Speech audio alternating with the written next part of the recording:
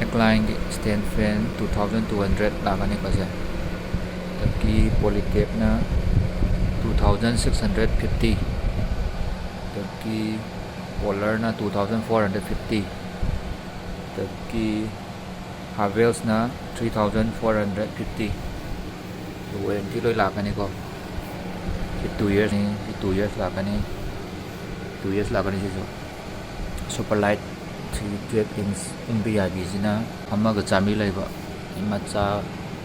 9 inch sina 1300 laiba client laire polycap laire collar laire Havels laire super light ta macha laire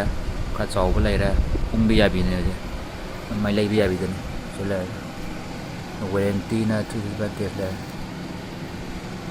warranty loi lakani ko je